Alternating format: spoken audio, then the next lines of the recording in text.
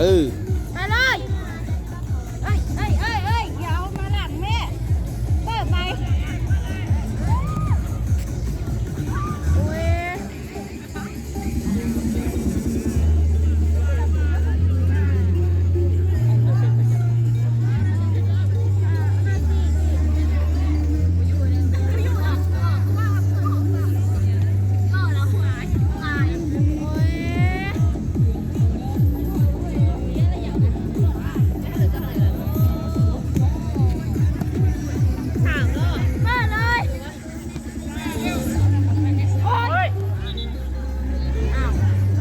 เป็นเลยน้ำใจกีฬา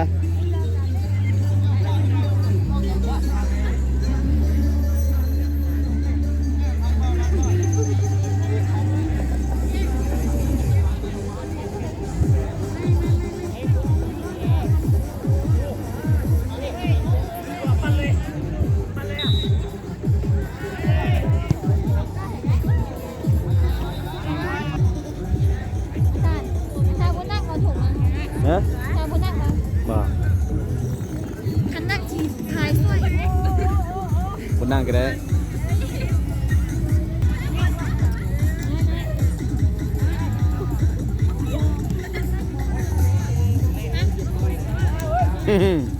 หลุดเลย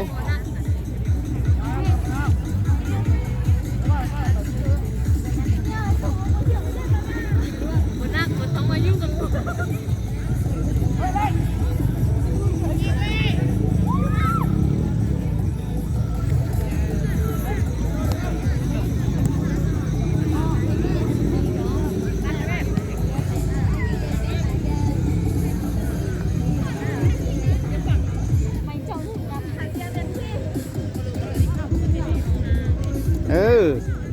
นั่นแหละนี่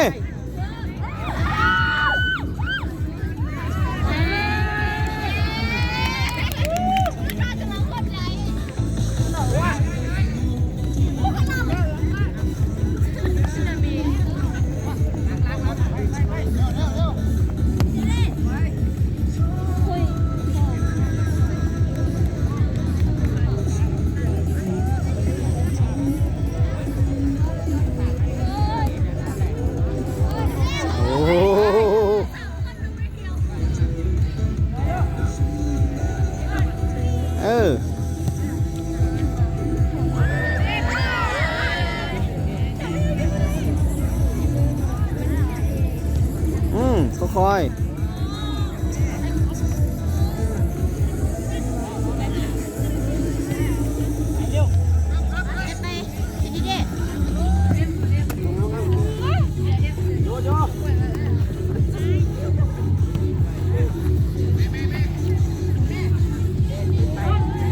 เป็นอะไรฟ้าเอ้ยโนเอาจากลูกดีดู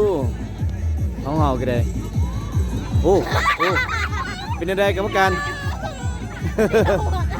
โอ้เป็นยัง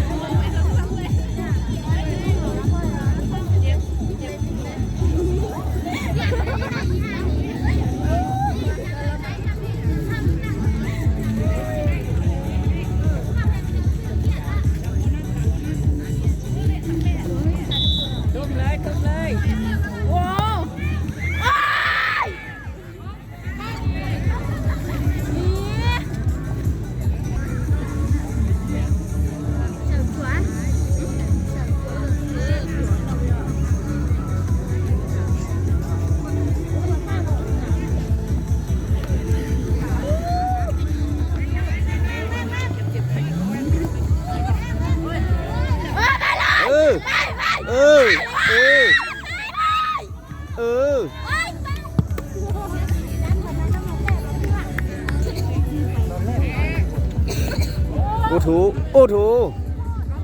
เอาใบคำลีผิดพลาด54ไม่เป็นไร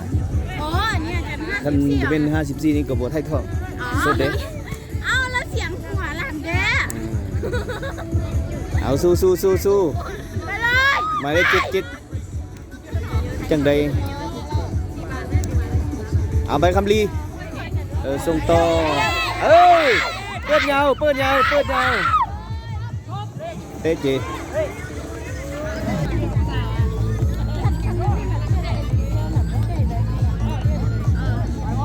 แน่นอนหรือว่ามั่นใจตัวเองได้ เมสซี่ 3-0ดิจริงเหรอ เออ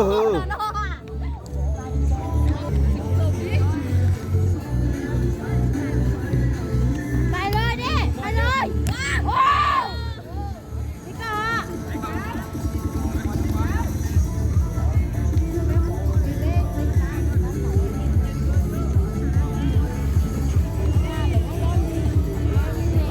อุ้ยขอระบบเข้าไปเลยวะ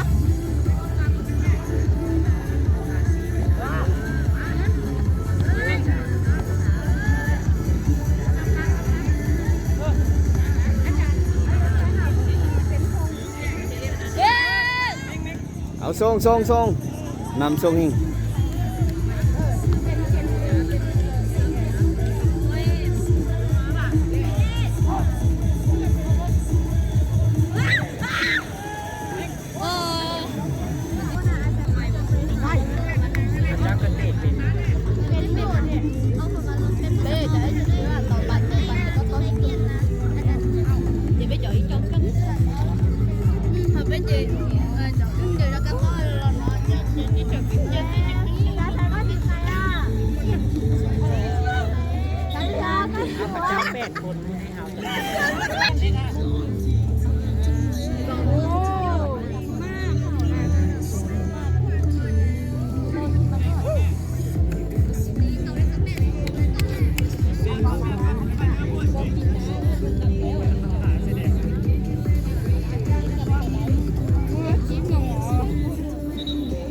ขาดเสียเรื่องนี้นะ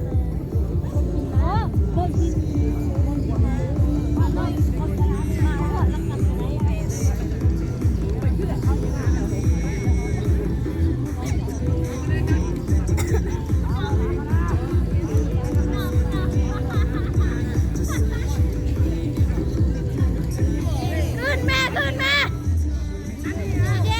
ไปแม่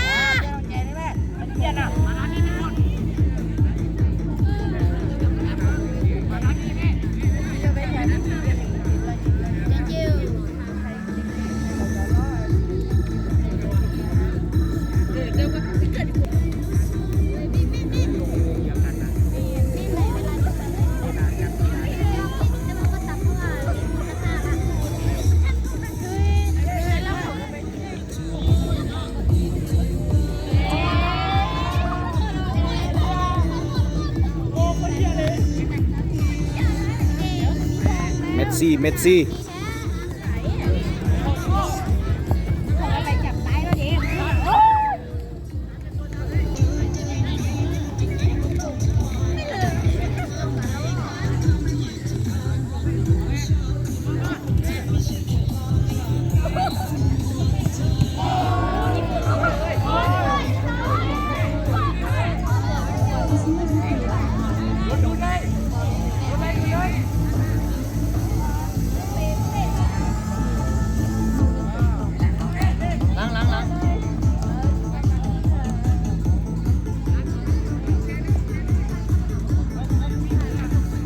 นั่นแหละลีลา ไปเลย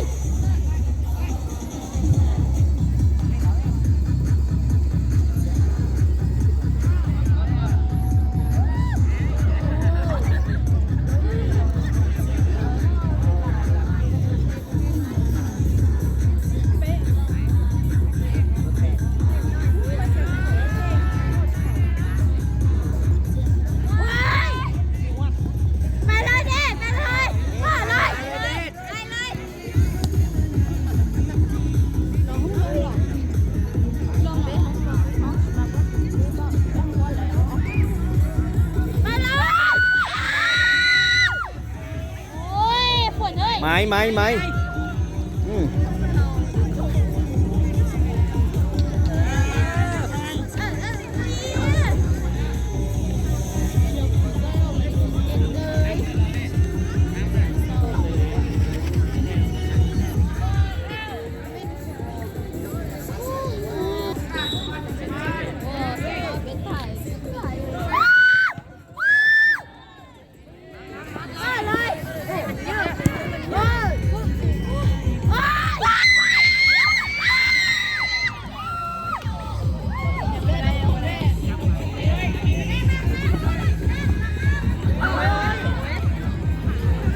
เป็นอย่างบ่เป็นอย่างน้ำใจกีฬา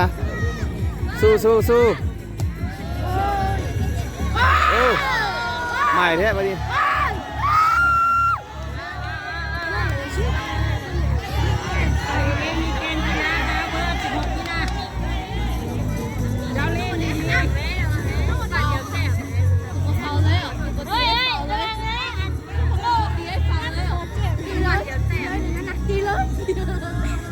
บอน้ำใจกีฬาน้ำใจกีฬากรรมการจัดการ